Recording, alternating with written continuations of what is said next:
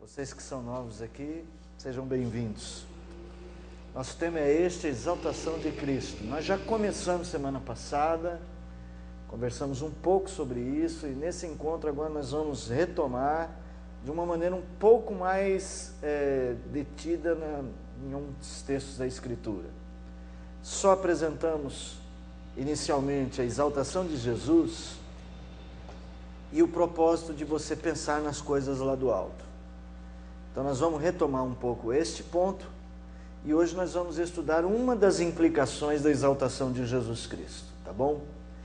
Então eu quero convidar vocês a abrirem as Bíblias em Atos dos Apóstolos. Antes de eu falar o texto de Atos dos Apóstolos, eu quero que você imagine uma cena. Você sabe que há pessoas que no momento da sua morte, momentos antes de morrer, testemunham sobre o que estão vendo. Já tiveram experiência assim? Eu tive uma experiência aqui com uma irmã, Dona Isabel Franco. Ela já teve um momento muito grave da vida dela. Não posso falar isso para você, né, Paty? Um momento muito difícil da vida dela. Ela estava internada no hospital, na UTI. E ela disse que teve uma experiência com o céu. Ela falou para vocês lá na família sobre isso, mais ou menos? Então ela disse o que ela viu. Então há pessoas que relatam no momento da sua morte de terem visto algo. Olha, estou vendo algo. Você talvez pode pensar, bom, isso talvez seja a imaginação da pessoa. Mas nós temos um texto bíblico assim. Atos dos Apóstolos, capítulo de número 7. Vamos ler sobre a morte de Estevão, a partir do verso de número 54. A Bíblia fala de Estevão, que era um homem cheio do Espírito Santo, um homem de fé, um homem santo de Deus. Um homem que estava defendendo a causa do Evangelho, estava pregando e por causa da sua pregação, estava sendo condenado. E o texto do versículo 54 em diante relata os momentos finais da vida de Estevão. Diz que as pessoas que estavam vindo enfureciam-se no seu coração, rilhavam os dentes contra Estevão. Mas Estevão, cheio do Espírito Santo, fitou os olhos no céu e viu a glória de Deus e Jesus que estava à sua direita. E disse: eis que vejo os céus abertos e o Filho do Homem em pé à destra de Deus. Eles clamaram em alta voz, taparam os ouvidos e unânimes se arremeteram contra ele. Lançando-o fora da cidade, o apedrejaram. As testemunhas deixaram suas vestes aos pés de um jovem chamado Saulo e apedrejaram Estevão, que invocava e dizia: Senhor Jesus, recebe o meu espírito. Então, ajoelhando-se, clamou em alta voz: Senhor, não lhes imputes este pecado. E com essas palavras, adormeceu. Olha dizer assim que morte bonita é um negócio estranho, né? Mas que momento lindo da ligação de um homem com Jesus, da ligação de um homem com Deus. Oh, meus irmãos, se nós pudéssemos, todos nós, ter certeza que o final da nossa vida seria assim, tão glorioso, mesmo que fosse na pedrada. Foi na pedrada que este homem morreu. Foi um momento horrível do ponto de vista humano. Mas porque ele pensava as coisas lá do alto, o discernimento dele foi capaz de tirá-lo da terra. Ele é capaz de dizer: não lhes imputes esses pecados.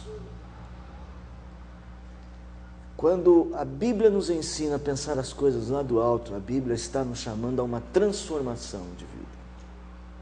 É disso que nós vamos falar, esses encontros nossos sobre a exaltação de Jesus. Vamos cantar o hino de número 19, Rei Sublime? Rei Sublime. Hoje tem som de playback para o nosso hino.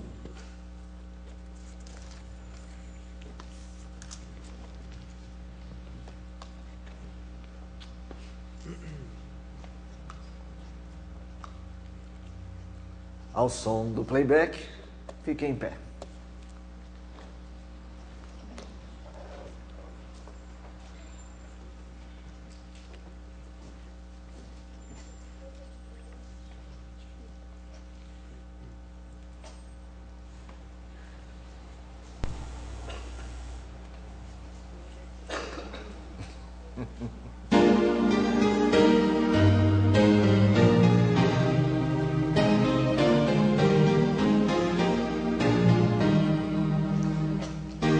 Rei sublime em majestade e glória, sobre as milícias do celeste além, ouve o louvor, os hinos de vitória, os que de ti recebem todo o bem.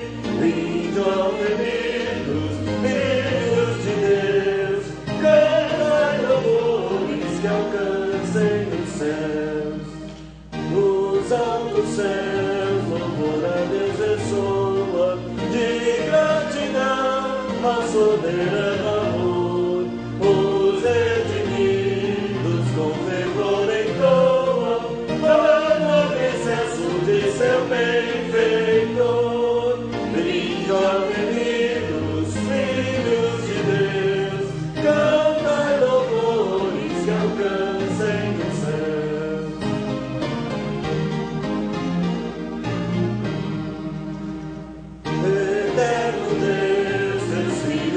Prostrados perante o brilho da superna luz, pois do pecado foram resgatados, e agora rendem glórias a Jesus.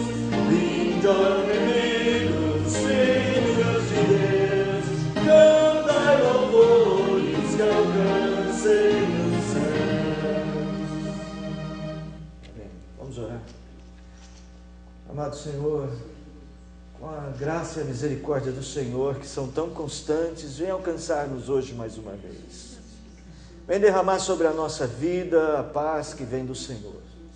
E vem despertar o nosso coração para pensar as coisas lá do alto.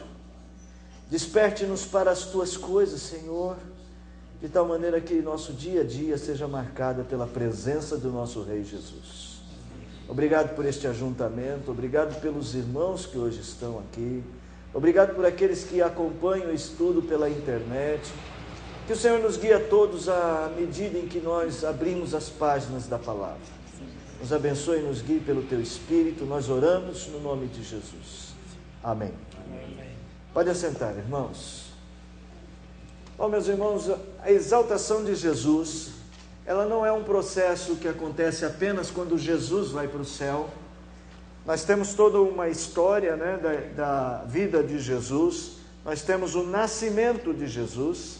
Nós temos a vida e o ministério de Jesus. E há um determinado momento em que nós temos a morte de Jesus. Todo este período aqui, é conhecido como o período da humilhação de Cristo. Ele deixa a glória, o Verbo eterno, ele se encarna, ele deixa a glória, ele se faz homem, ele se limita a ser homem e entra então no estado que a gente chama estado de humilhação. Esse estado de humilhação é um estado crescente de humilhação, até talvez a maior de todas as humilhações, quando ele é morto na cruz. E há algo na cruz que o humilha ainda mais que as cusparadas dos guardas, mais que os maus tratos, mais que a coroa de espinho, mais que a vergonha de ser crucificado entre os malfeitores. Qual é a maior humilhação de Jesus? O desamparo de Deus, é verdade, é uma delas, mas ele se faz pecado. Ele não era pecador, mas ele se fez pecado por nós. Ele assume não somente a natureza humana com todas as suas limitações, ele sente cansaço, ele tem dores, tudo isso ele sofreu.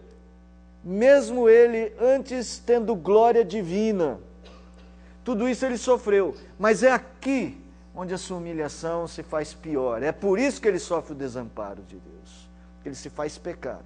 Então esse aqui é o período, o estado de humilhação, ok? Muito bem. Ele ficou na sepultura quantos dias?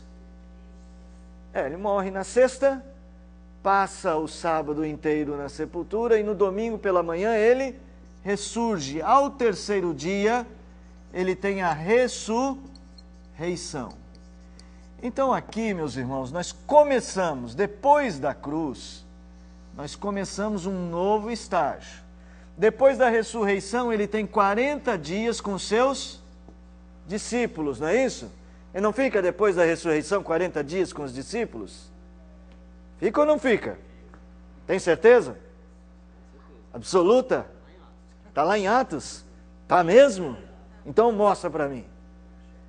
Mostra para mim. Apareceu. Não, 40 dias ele apareceu mais vezes, não é possível. Ah, nós vamos ter alguns relatos dessa aparição, não é isso? Vai lá. Leu, achou aí, Serginho? Atos tem que ser capítulo 1, tem que ser por volta do verso 4, do verso 5, tá? Vai lá. Verso 3, 4. Estou dando dica. Não tem aí? Ah, é o 3. Puxa, acertei sem querer.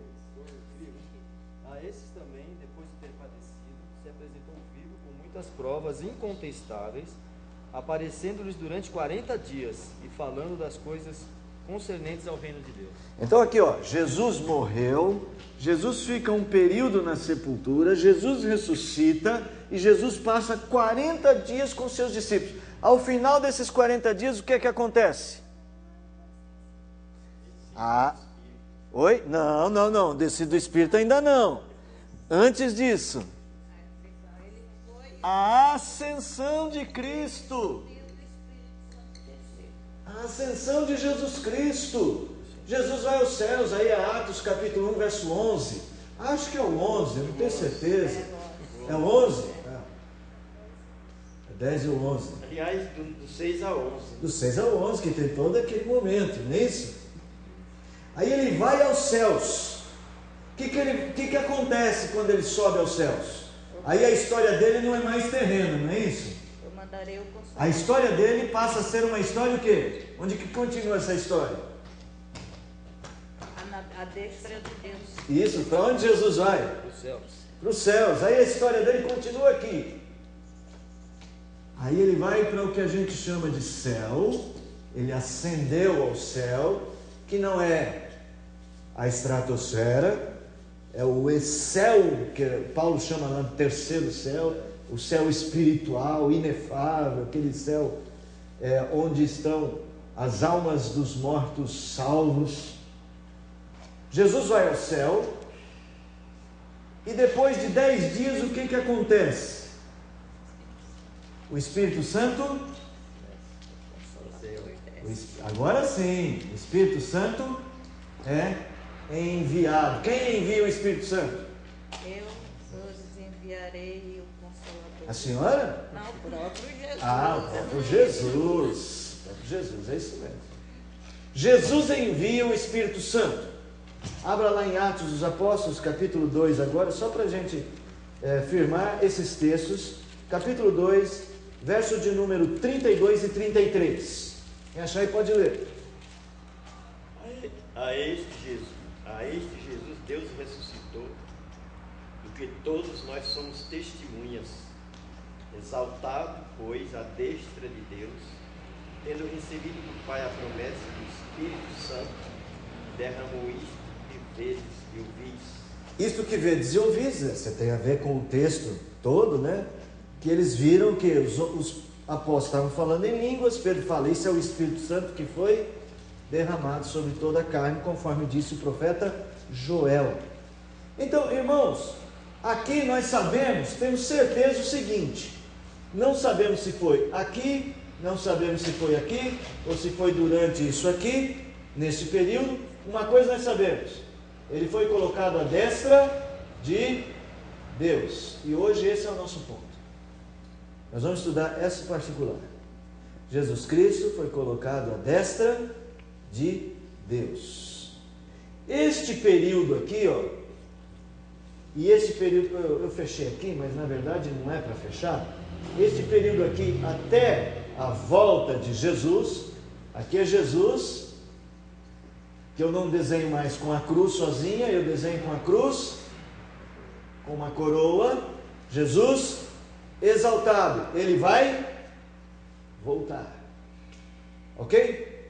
Então, este período que se começou depois da morte e ressurreição é o período da exaltação de Cristo. Nós vivemos em qual período? A graça. Da graça, mas em qual dos dois ali? Exaltação ou? Nós vivemos no período do Cristo exaltado. Nós não vivemos no período do Cristo humilhado. Nós vivemos no período do Cristo exaltado. Abra em Colossenses capítulo 3, versos 1 e 2.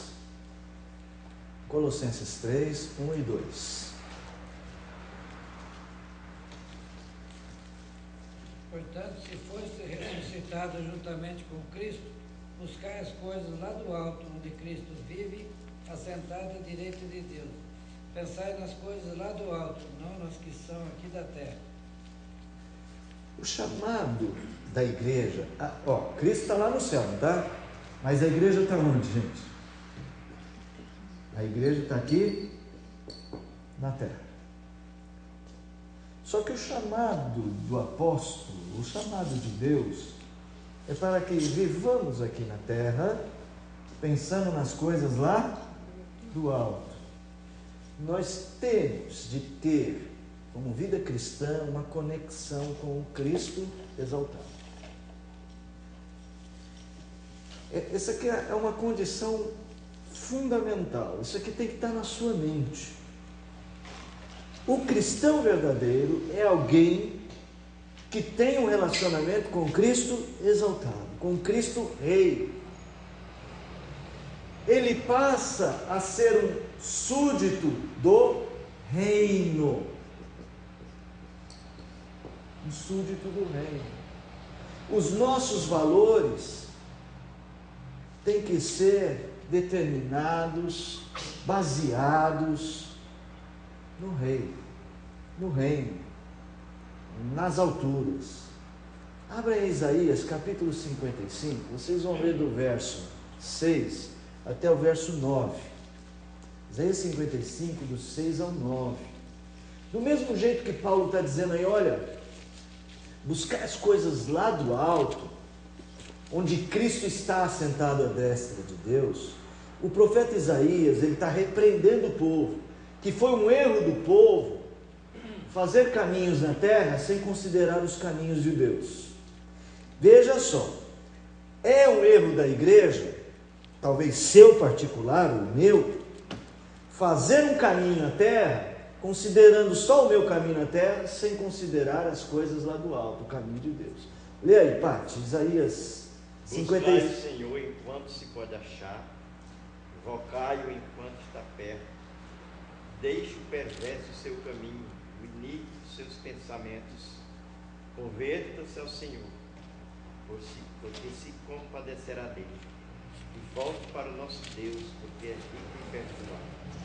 Porque os meus pensamentos não são os vossos pensamentos, e os vossos caminhos, os meus caminhos, diz o Senhor. Porque assim como os céus são mais altos do que a terra, assim são os meus caminhos mais altos do que os vossos caminhos, e os meus pensamentos mais altos do que os vossos pensamentos. Meus irmãos, nada mais objetivo do que isso que o profeta disse. Nós precisamos nos converter de nossos caminhos, irmãos. E a melhor maneira é estabelecer padrões que venham lá do alto. E é nesse sentido que Paulo vai colocar-nos em conexão com o próprio Cristo. Vamos para a carta aos Hebreus, só para vocês terem uma ideia da importância de se dar ouvido ao Cristo que fala conosco lá do alto. Na carta aos Hebreus, se você puder abrir aí.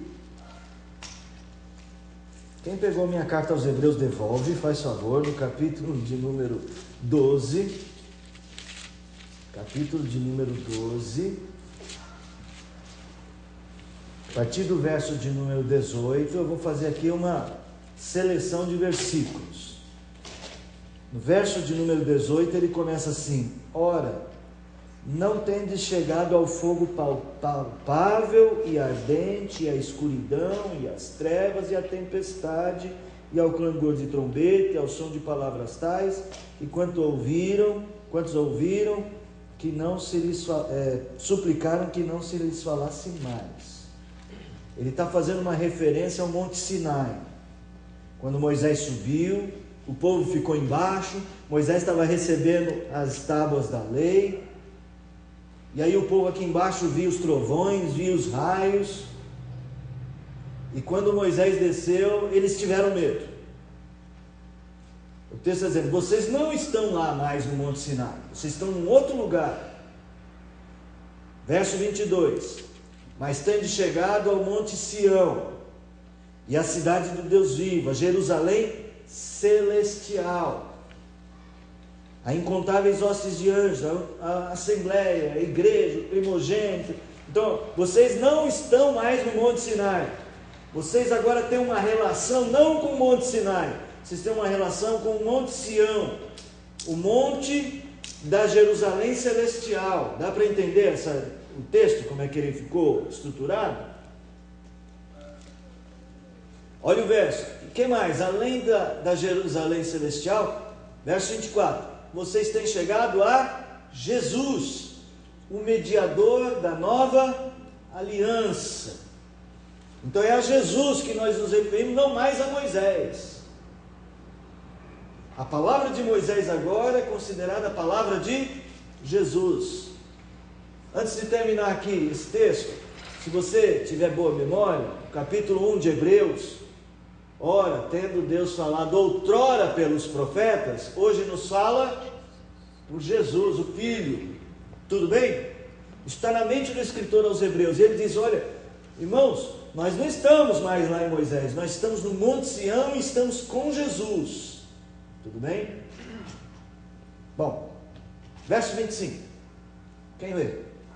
Tende cuidado, não recuseis ao que fala, pois se não escaparam aqueles que recusaram ouvir, quem divinamente os advertia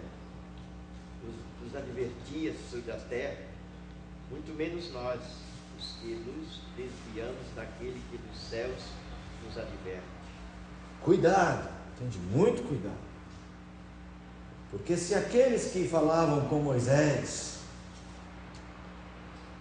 não foram poupados, muito menos seremos nós. Porque eles ouviam um homem que os advertia pisando no mesmo chão. Quem nos fala hoje não pisa esse chão, é o Cristo exaltado. Então é de grande importância que você tenha em mente que a sua vida não pertence a você. Que se você tomou uma decisão e Cristo é o Rei da sua vida, você tem um compromisso com os valores dele.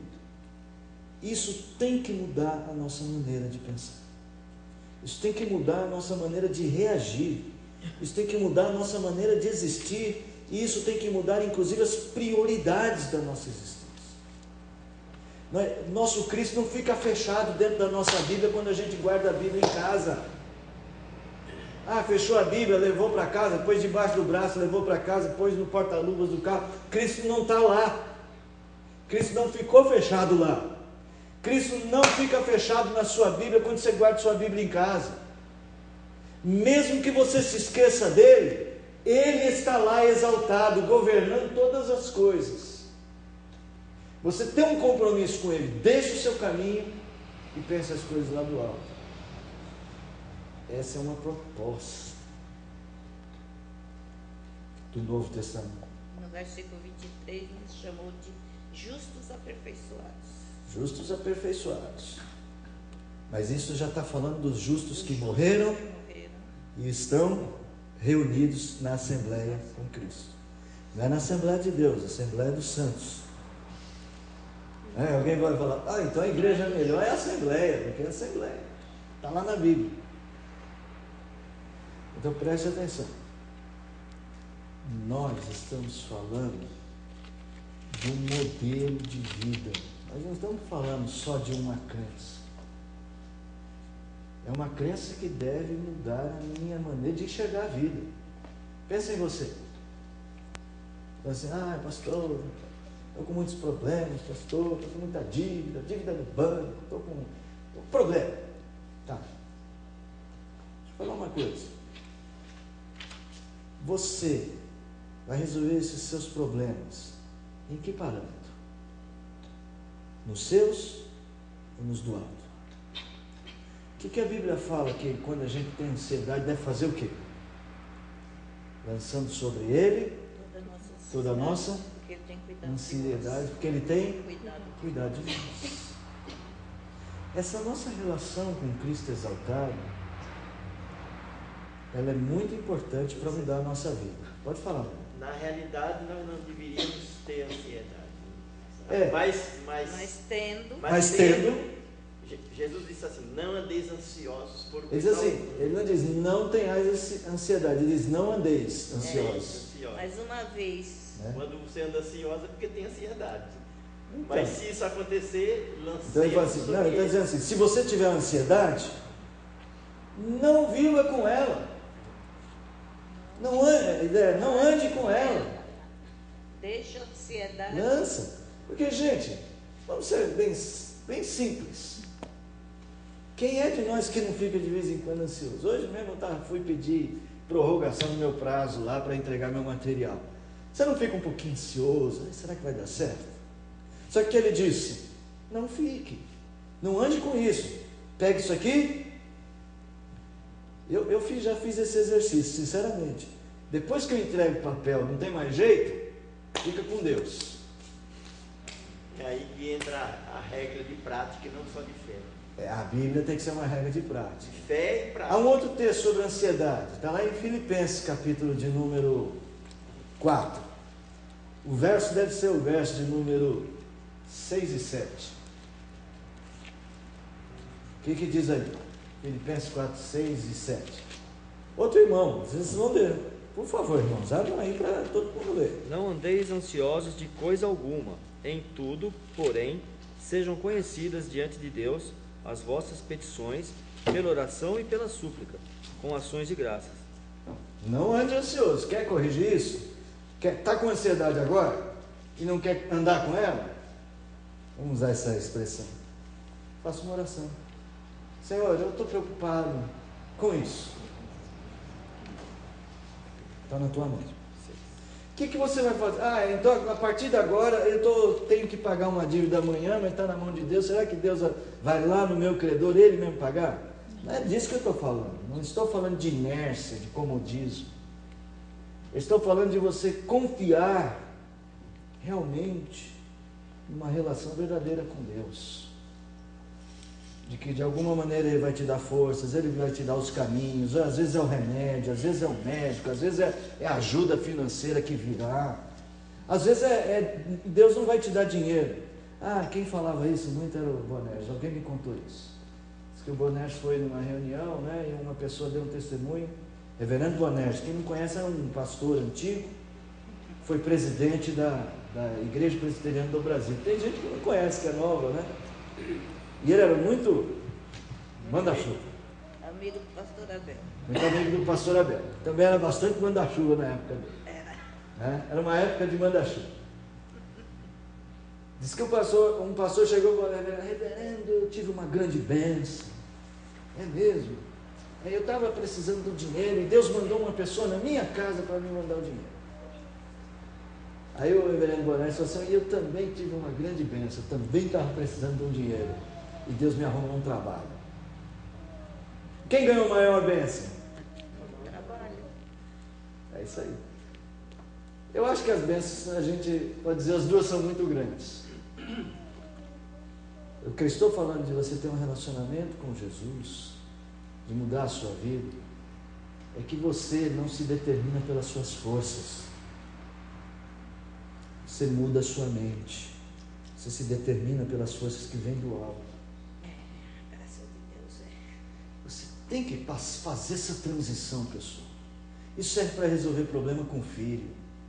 Isso serve para para a maneira como a gente vai fazer as coisas, como vai fazer negócio, como vai cumprimentar o vizinho. Fala, Paulo. Você não escreveu na tela, não, né? Hoje não. Quando os problemas não são resolvidos, nós tendemos a ficar mais ansiosos. Mais assim, ansiosos. achando que Deus, como aquela história, né, que diz assim, tem o tempo de Deus. As pessoas ficam esperando o tempo de Deus com ansiedade, e às vezes a solução do problema não é solução, é que todas as coisas cooperam. Algo que eu sou muito ansiosa, e algo que me ajuda é aquele versículo que diz assim, que todas as coisas cooperam para o bem daqueles que amam a Deus.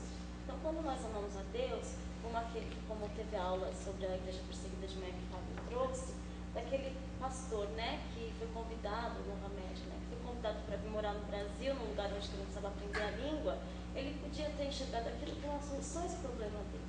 Mas como a mente dele estava tão no alto, que ele sabia que, na verdade, essa que parecia a solução dos problemas dele não era, porque o pensamento dele estava tão voltado, que ele estava voltado para a solução do problema dele, mas estava voltado para o que Deus queria para a vida dele. Isso é um bom exemplo. Vou Então, aproveitar isso. Vou aproveitar isso que você está dizendo, esse exemplo do pastor.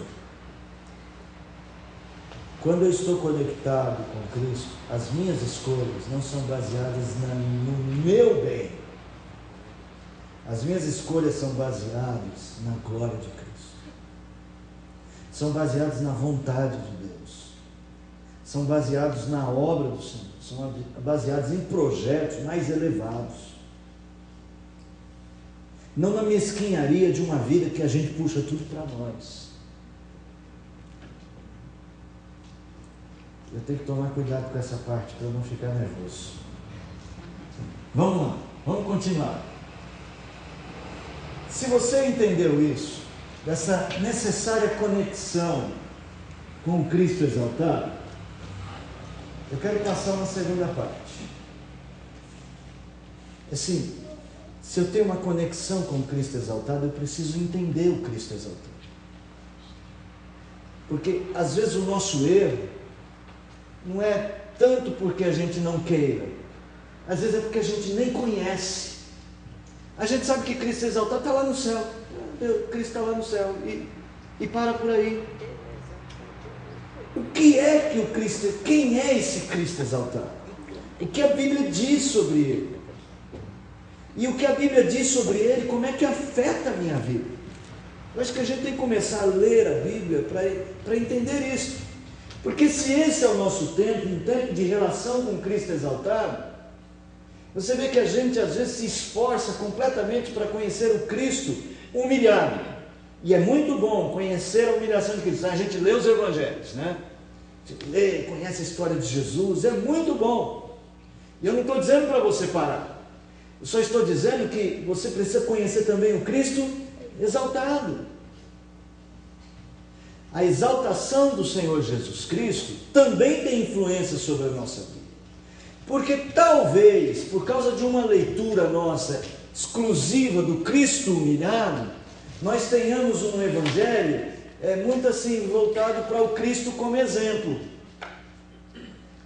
Jesus Cristo fez isso, curou o enfermo, para a gente... Não é errado, entendam isso, eu não estou dizendo, isso não é para ser assim. Isso é bom, mas a nossa relação com Cristo exaltado não é só um exemplo de vida. Nós temos uma relação com o Senhor dos Senhores, o Rei dos Reis. Quem é Ele? O que Ele faz e o que devemos fazer para Ele? Isso tem que implicar na nossa vida. Então, nós vamos hoje ver uma característica deste Cristo exaltado, que está à destra de Deus. É justamente isso. O Cristo exaltado, o que a Bíblia fala sobre ele? Hoje nós vamos ver. Ele está à destra de Deus, a mão direita de Deus. Abra lá em Hebreus 12. Em Hebreus 12 vai usar uma outra figura parecida, mais próxima, mas não exatamente. Ela descreve um pouquinho mais. Hebreus 12. O verso de número 2 e 3, vamos ver isso. Outro irmão ou irmã, fitando os olhos em Jesus, autor e consumador da nossa fé, qual pelo gozo que lhe está proposto, suportou a cruz, desprezando a ignomínia, e está sentado à direita do trono de Deus. Olha, se não temos aqui as mesmas implicações. Olhando firmemente para quem? Olhando firmemente para quem, gente? Para Jesus, o autor e consumador da nossa fé. Jesus, não é isso? Eu olho para Jesus, mas onde que ele está? Sentado à destra de Deus. Sentado à destra de Deus. Então perceba que é olhar para o alto. Quando a gente lê esse texto, eu não sei você, o que você pensa, se às vezes não dá uma ideia de que você tem que olhar para o exemplo de Jesus. Você não pensa assim? Olhando firmemente para o autor e consumador da sua fé, essa leitura que a gente faz mais do Cristo humilhado sempre faz a gente lembrar de quem? Que Cristo é esse que a gente lembra? Lembra do Cristo que fez os milagres, do Cristo que pregou. Eu não sei vocês, talvez eu esteja equivocado, você pode falar. Mas o que o escritor está dizendo, olhe firmemente para o autor, que está sentado à destra de Deus. É para o Cristo exaltado que nós devemos olhar. Certo? Tudo bem, gente? Só que o 3 fala, diz Elma, o que é? Eu nunca tinha pensado assim, né? Você nunca tinha pensado assim, não? A gente pensa exatamente. Mas olha, eu vou ajudar você, que talvez outras pessoas também nunca tivessem Mas pensado. o versículo 3 diz que considera o que ele fez. Ah, e é outra coisa. Considera o que ele fez. Tá certo. Olha para cima. Mas saiba onde ele está. Considerando o que E ele considera o que ele fez ao unir você com ele. Considera o quê? O que diz aí o verso 3? Considerai, pois atentamente, aquele que suportou tamanha oposição dos pecadores contra si mesmo, para que não vos fatigueis, desmaiando em vossa alma. presta atenção no que o versículo está dizendo. Depois nós vamos ler um outro texto, que vocês vão juntar as coisas, vai ficar um negócio bacana. Só que é daqui a pouco, eu tenho que guardar as minhas surpresas para daqui a pouco, né? Senão eu entrego o peixe muito fácil. Temos que cozinhar esse peixe antes de chegar lá. Não, vamos assar. Você precisa olhar para o Cristo lá do alto. E aquele Cristo que está lá no alto foi o Cristo que suportou tudo por você. Vocês uniram aí os dois estados, nesses dois versículos? O versículo 2 está falando de qual estado de Cristo? Exaltação. E o versículo 3? Humilhação. Estão unidos. Você lê os evangelhos, mas você não pode ler os evangelhos com uma visão só no Cristo humilhado. Você tem que ler os evangelhos com a visão no Cristo exaltado. Tudo bem? Gente, vocês têm que me falar se não está bem, porque eu não sei, eu não estou aí dentro da cabeça de vocês. Só vocês sabem o que está bem e o que não está. Eu quero aproveitar, ver se eu acho um texto aqui para vocês. Está em Marcos. Agora eu fiquei com uma vontade de ler esse texto para vocês, mas eu queria achar. Pastor, aproveitando aí enquanto o senhor procura, Vai lá, pode falar. por que a destra de Deus? Tem algum? Eu vou explicar. Esse é o meu ponto agora. Esse é o ponto. Esse é o ponto. Gente, eu não estou lembrado aqui onde está o texto, mas é um texto que os discípulos olharam para Jesus e perceberam na face dele que ele estava decidido a ir a Jerusalém. Mas deixa eu... Não, aliás, não é esse texto, mas ele diz assim: Jesus, antes de ser levado aos céus, eles olharam a face dele e viram que ele estava decidido a fazer o que tinha que fazer. Então vê que o próprio evangelista faz a união entre a humilhação com a exaltação. Uma é complemento da outra. Elas são uma obra só. Mas primeiro a humilhação, depois a exaltação. A destra de Deus. a sua pergunta é muito boa. Em Hebreus diz para nós olharmos para ele está à destra do trono. Então a figura é mais ou menos essa daqui, ó. Vou desenhar maior. Aqui está, vou fazer diferente.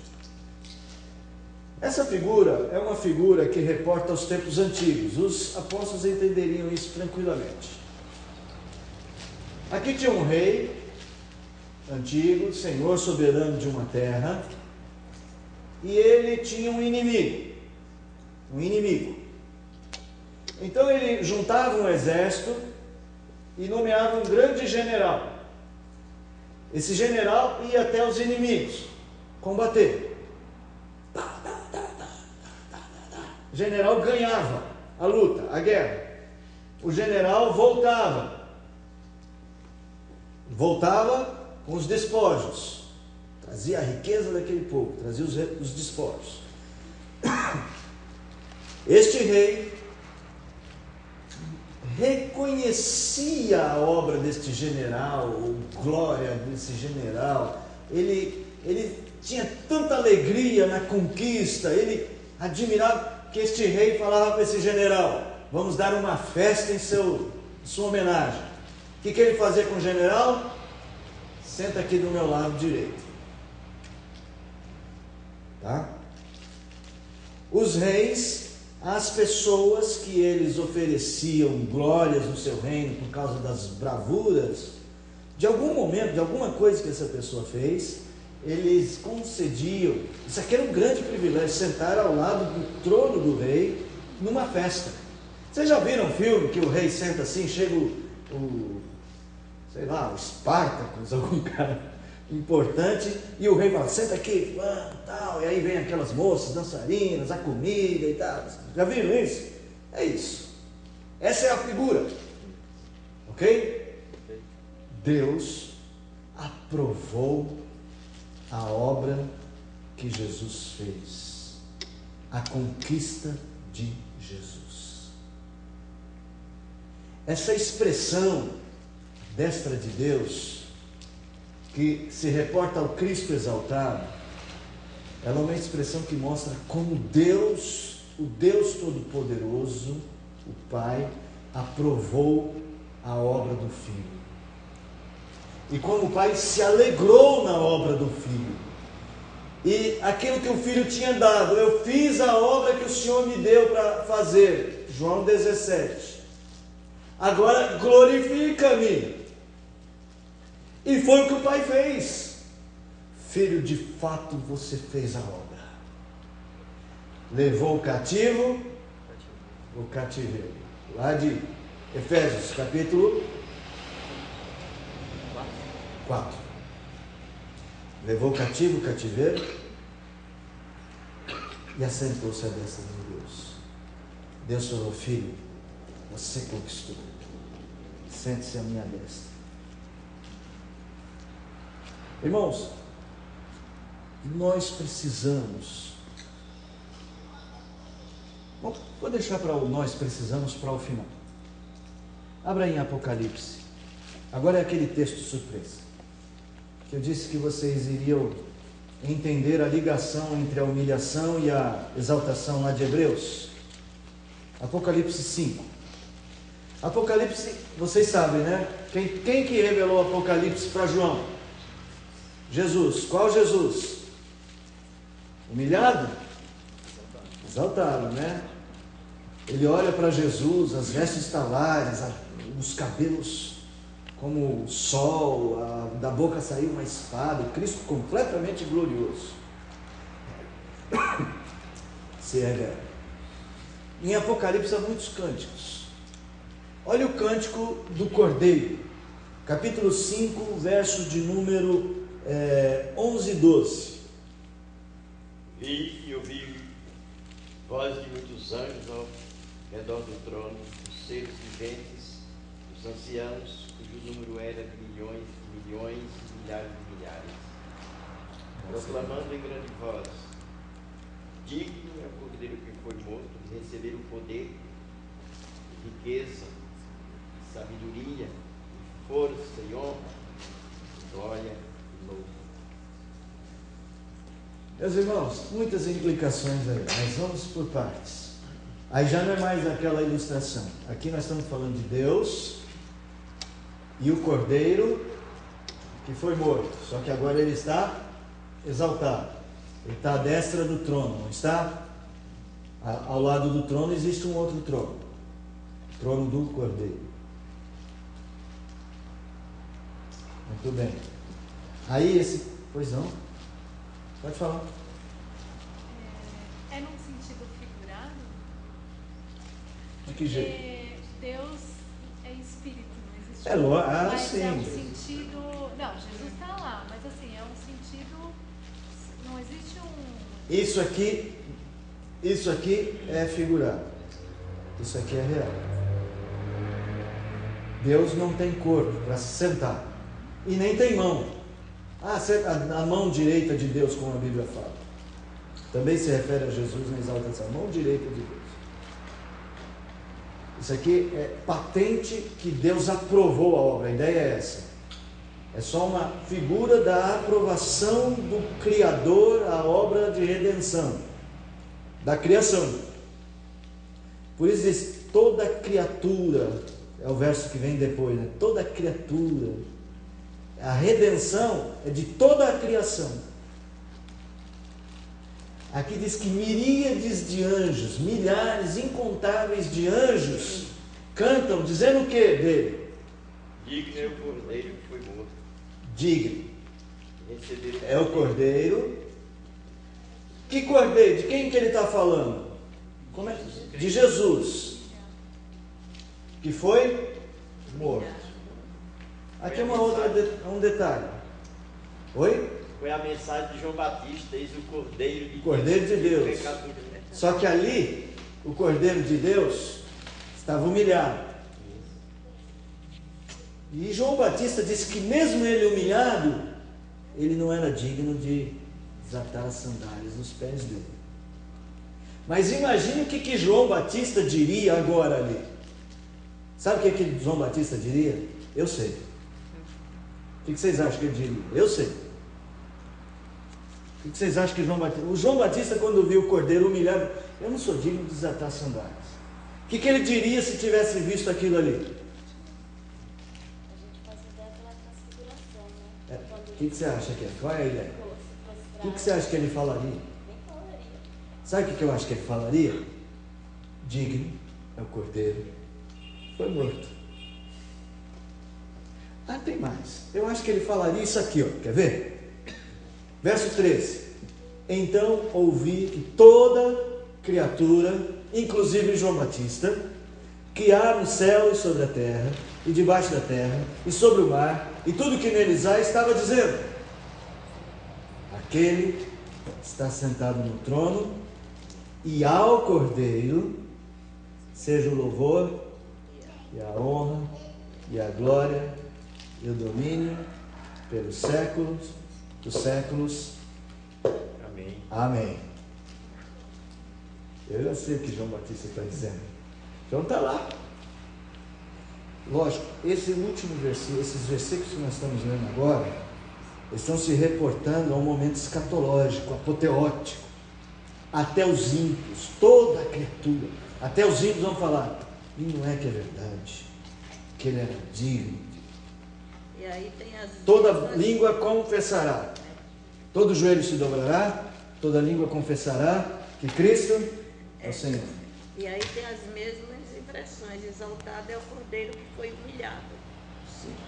Agora eu quero voltar aqui. Digno é o Cordeiro que foi morto. O Jesus que foi para o céu. Jesus que foi para o céu. Foi o Jesus divino ou o Jesus humano? O Cristo divino, a natureza divina ou a natureza humana? Hã? Fala, gente, fala aí. É uma divina? Humana. Humana. Não, a natureza divina sempre foi gloriosa. E outra coisa, a natureza divina pode morrer? Não. Natureza divina pode morrer? Não. Quem é que é digno de louvor lá no céu? É o Cordeiro o quê? Então está falando de qual natureza? Quem está sentado no trono? Qual é o Cristo o quê? Homem. Só que a glória é glorificada, não dá, né? Esse é um trabalho. Agora glorificado. Nós precisamos lembrar disto. Pastor, Quando faz assim, já vi que é encrenca. Vamos ver. a Renata perguntou ali, né, se era simbólico ali e tal, né? Eu disse esse. Esse aqui não. Por que esse tem que ser real? Porque era o humano que está aí. Porque o humano é real, não. Desculpa. Os dois são reais. É um jeito errado de falar. Os dois são reais. Esse aqui é espiritual. E esse aqui, hoje é espiritual num certo sentido, mas esse aqui é matéria. Porque ele foi para lá com o corpo. Pastor, mesmo ele, no momento humilhado dele, ele não deixou de ser divino, Não. certo? Não sei. Vamos ver quando você vai terminar. Não, estou querendo dizer, ele está lá como homem, certo? Certo. E o Exaltado. divino está onde? Bom, gente, Eu acho- eu sei que é complicado. Pera lá. Nós estamos falando de uma pessoa da Trindade, que é a única pessoa em todo o universo, em toda a criação, que tem duas naturezas. É o Filho. O Pai tem quantas naturezas? Uma. Qual? Divina. O Espírito Santo tem quantas naturezas? Uma. Qual? Divina. E o Filho tem quantas naturezas? Quais? Humano e divino. Tá certo. Isso vocês entendem bem? Humana só, para não ficar confusa, humana só no sentido material, do corpo que foi carne e ressuscitou do túmulo como carne e foi glorificado como carne. Ele tem alma humana. Abra aí Isaías. Então tá bom. Abra aí Isaías, capítulo 53. Então ali já não seria um homem Deus, e sim um Deus homem. Veja, é que as duas naturezas não é o nosso assunto hoje. Esse é um assunto para uma boa aula. 53 aí você. Isaías 53. As duas naturezas, elas estão unidas, mas elas não se confundem. Então ele não é um super-homem divino. Ele é 100% homem e 100% Deus. Ele não é 50% de cada. Ele é homem completo. Porque para ser um homem completo, a pessoa precisa ter o quê? Matéria e o que mais? E o que mais? Não, mente tá bom. Mas só isso? Para ser um homem completo. Para mim fica difícil essa questão quando a gente fala homem, a gente enxerga o homem como nós. Os atores. Aí quando a gente olha a figura Não, tá. de Jesus, Mas Jesus foi homem, só que não foi pecador. Adão, quando foi criado, era homem? Tinha pecado quando foi criado? Agora, para ser homem, tem que ter o quê? Corpo e alma, ou espírito. Nós temos que ser a parte material e a parte não material. É isso que nós somos. Corpo e alma. Não é isso? Quando Deus fez o homem do barro, fez lá um boneco de barro, já era homem. Que soprou o fôlego de vida, a alma, ou o espírito. Tudo bem. Jesus era homem. Para ser homem tem que ter o quê? Corpo e espírito. Agora você vai falar, vamos ver se tinha mesmo, né? Abriu Isaías 53? Isaías 53, eu vou dar 2 versículos para você. Um deles é esse. Isaías 53, o 10 em diante. Deixa eu abrir o meu aqui para acompanhar você. Vai lá. todavia o Senhor agradou Moelo, fazendo enfermar, quando der ele a sua alma como oferta pelos pecados. Ele tinha alma ou não? Eu não vou continuar. Tinha alma ou não? Tinha, né? Lembra lá na cruz? Jesus morreu. Qual foi a última palavra de Jesus na cruz? Nas tuas mãos entrego. O que acontece com você quando morre? Você nunca morreu, eu sei, mas Teoricamente, o que você acha que acontece quando a gente morre? Na verdade, eu tenho uma grande... Nosso espírito vai para Deus? O que Jesus entregou nas mãos de Deus? Vai, fala. Esse é outro assunto. Outro assunto? Tem algumas... Isso é outro, Em não. Apocalipse, é melhor não entrar, enfim, eu entendi até esse ponto. Então vamos lá. Ele, homem, está lá no céu, glorificado, tá? Ele é digno de louvor. Ele é digno de louvor pelo que ele fez, porque ele conquistou-nos para Deus. Vocês entendem isso? O Pai coloca ele à destra de Deus como um general que nos conquistou. Nós somos a grande vitória de Cristo. Ele, é como se ele tivesse nos levado para Deus e Deus falou: ai, que beleza, filho. Eu falei para você ler Isaías 53, né? Depois você lê, vai dizer assim: e ele verá o fruto do penoso trabalho da sua alma, porque meu servo justo com seu conhecimento justificará muitos e os levará para Deus. Então, a implicação disto para a sua vida tem várias. Por exemplo, naquele versículo: digno é o Senhor de honra. Vamos voltar lá em Apocalipse 5.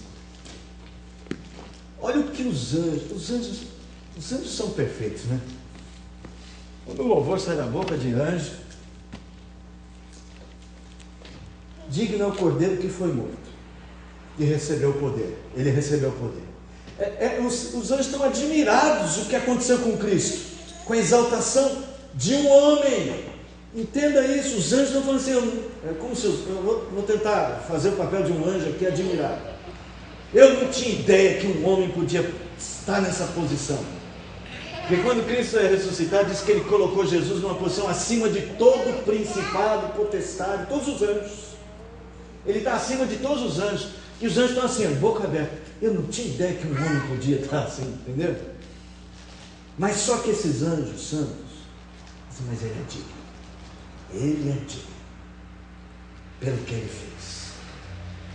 Ele é digno de receber o poder que recebeu. Ele é digno de receber essa honra que está recebendo. Ele é digno de receber a glória que está recebendo.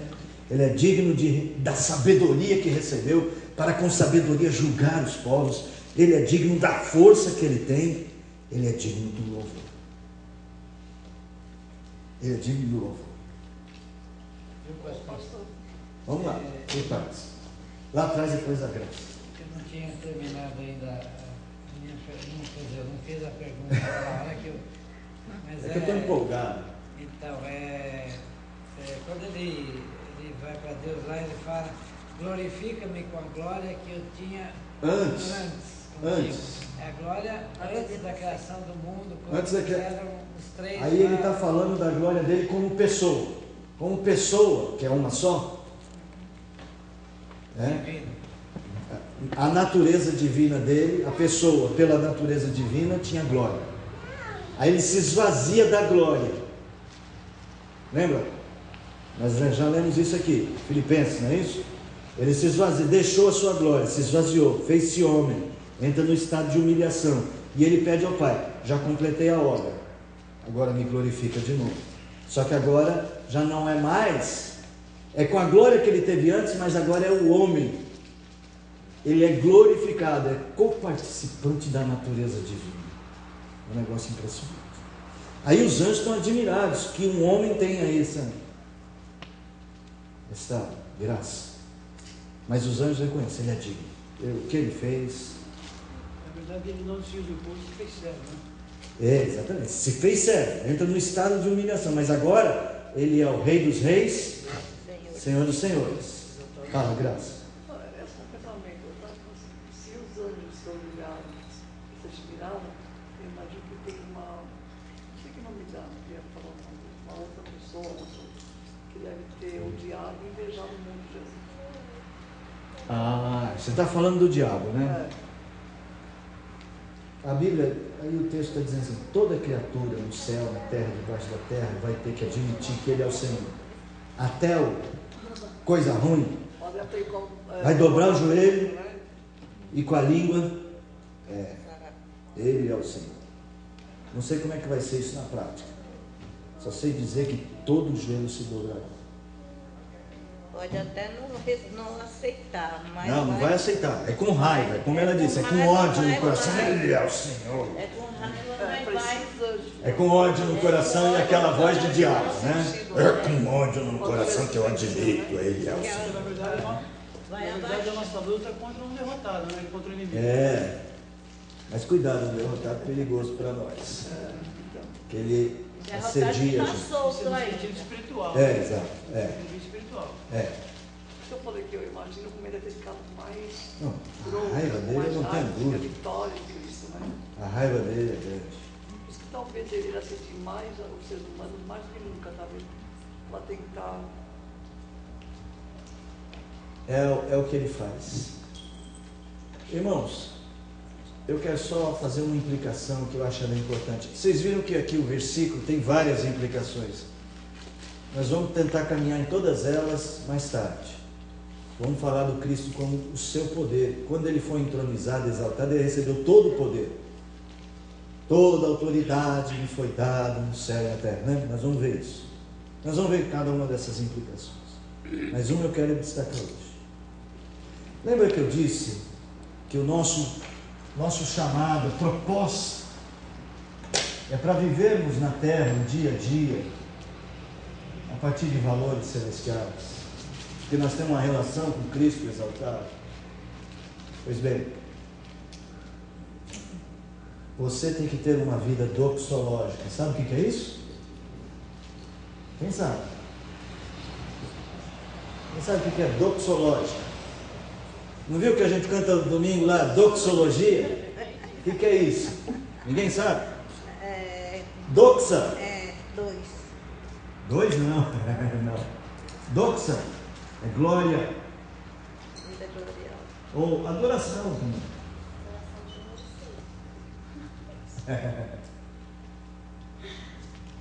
Nós temos que ter uma vida de adoração.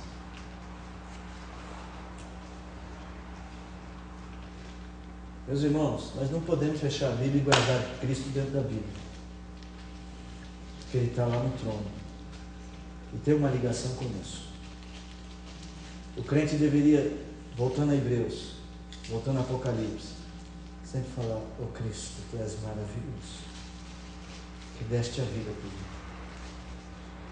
Venceste a morte e me levaste para Deus. Eu sei que a gente tem muita dificuldade nessa vida, mas isso não pode fazer morrer a nossa vida doxológica.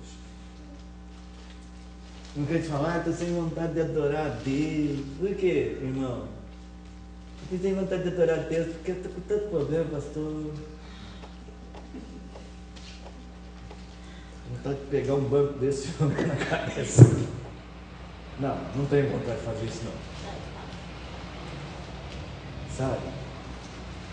Cristo venceu a morte por nós. Ele é digno da nossa adoração, não importa qual a condição. Não importa o preço para isso. Acorda todos os dias, exaltando, louvando a Cristo. Meus irmãos, quando vocês, irmãos, faltam na adoração por nada, nós temos só um culto de adoração assim, específico, por semana. Os irmãos, por nada, por um jogo de futebol, por um filme que vai passar, porque estão cansadinhos. Ficam em casa. Sabe, me parece que falta percepção do Cristo exaltado.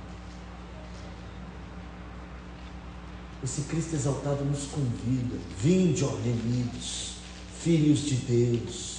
Nós cantamos agora há pouco, só que cantamos meio rápido.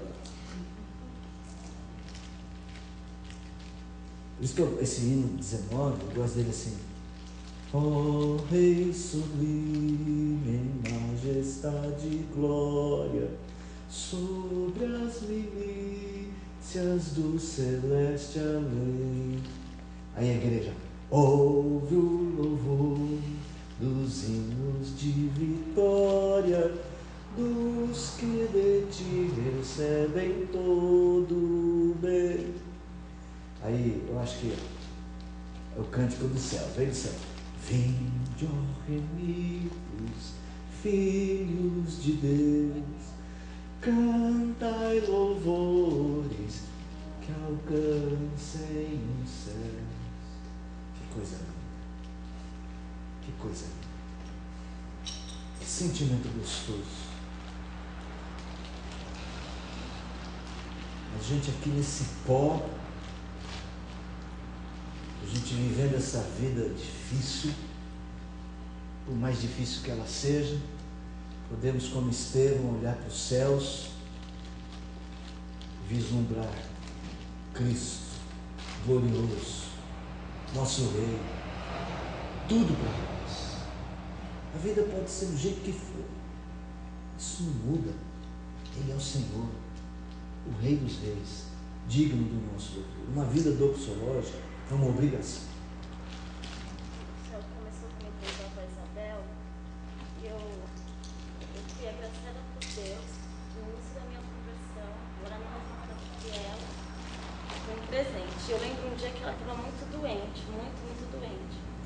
E ela tinha ido para casa e tinham liberado o home care. Aí chegou um enfermeiro do home care na casa da Tivônia, doente.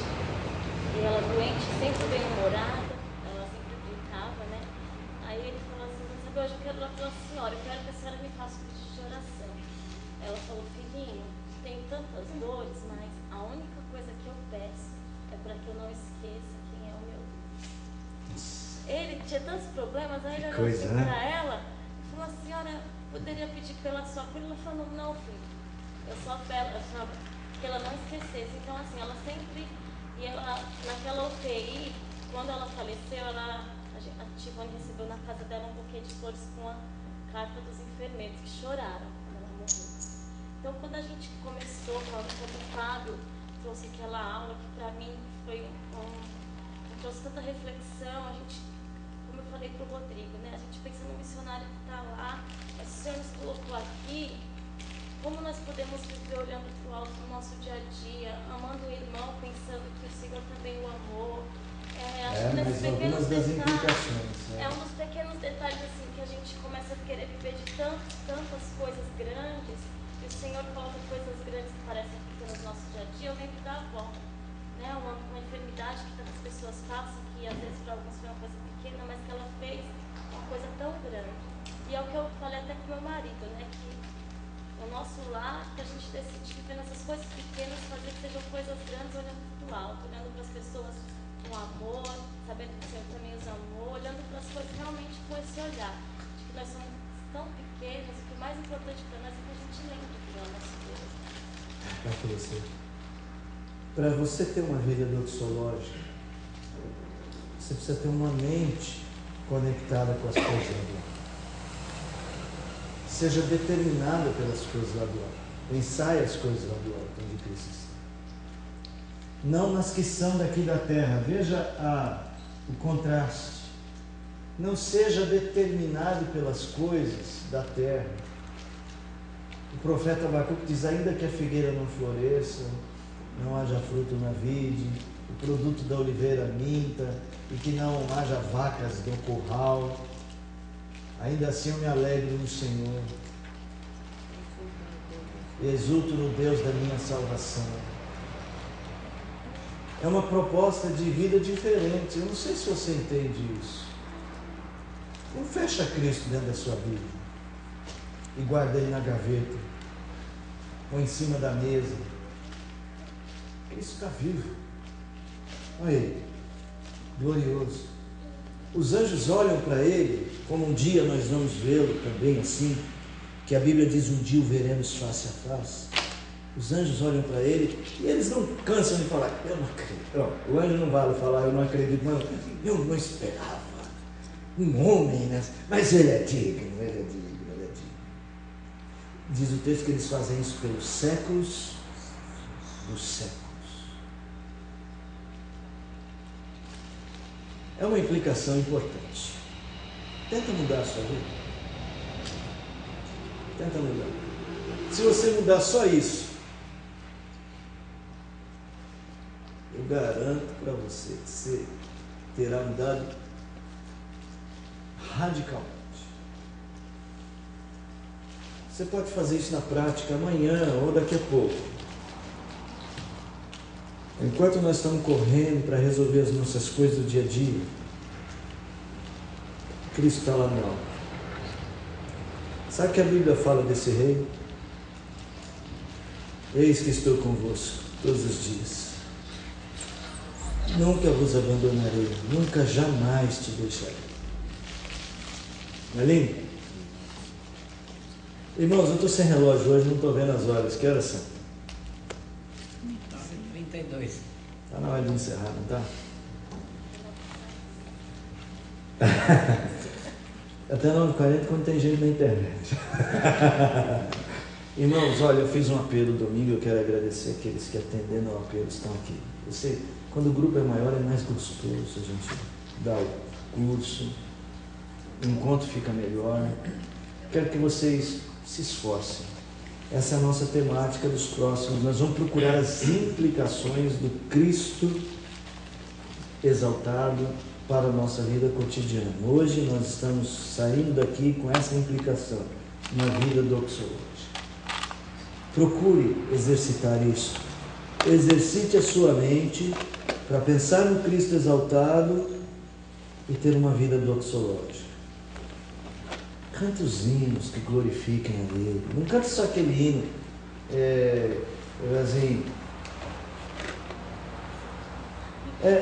hinos assim. Mas não cante só hinos assim. Me guarda, Senhor, me abençoa, me enche de bênção. Tem, pode cantar, não está errado. Eu gostaria de fazer uma sugestão, pastor. Então deixa eu só completar essa frase, Edu. Mas procure hinos também que digam glória seja ao Pai, ao Filho, ao Espírito. Ele exaltado, o Rei exaltado no céu, eu louvarei. Gente, vamos andar nas ruas cantando para o Cristo glorioso. Eu canto na rua.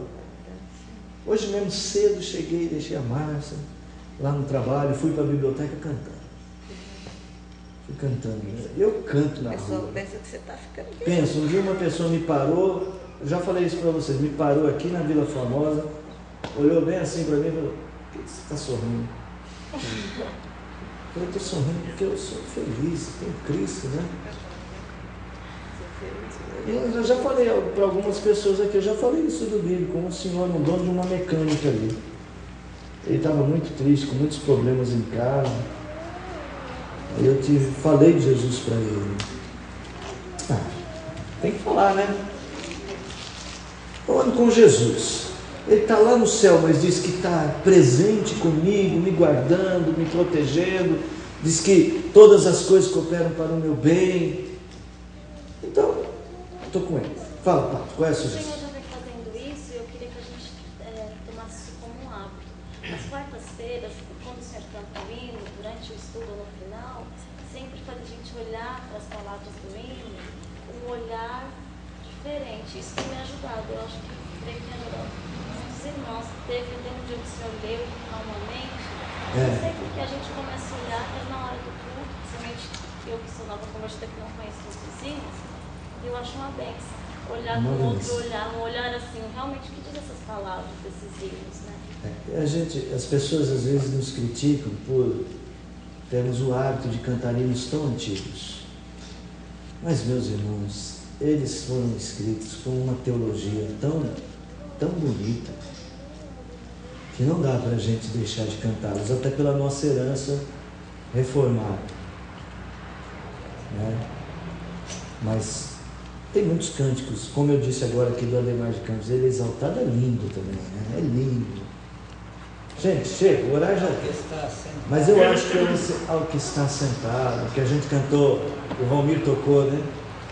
O Valmir não veio tocar hoje, eu não pedi para ele. Mas semana que vem a gente canta, e a gente vai falar muito do Cristo exaltado. Agora faça uma conexão.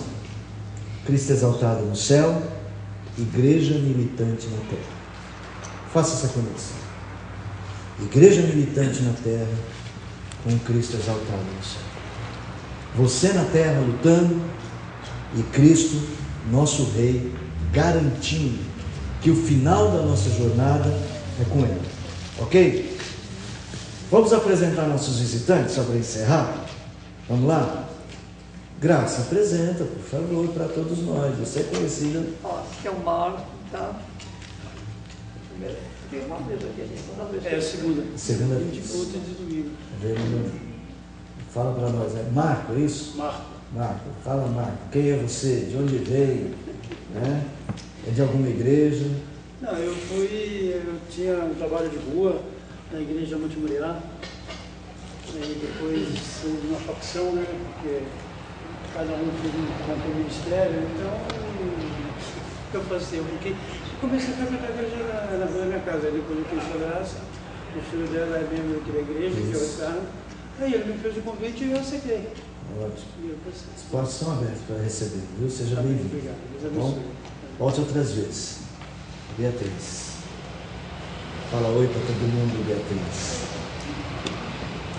Oi. Beatriz, essa moça simpática, mora aqui perto de nós. Conheci ela ontem.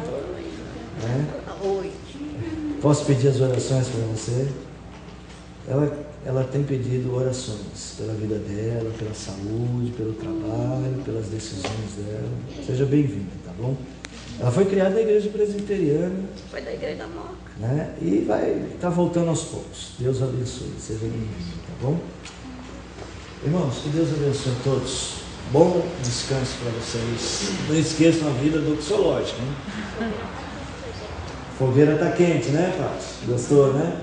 Não é diferente? Deus abençoe, eu sei que é. Que Deus abençoe. Amém. Próximo sábado a gente viu, Maurício. Próximo sábado. Esqueci de dar os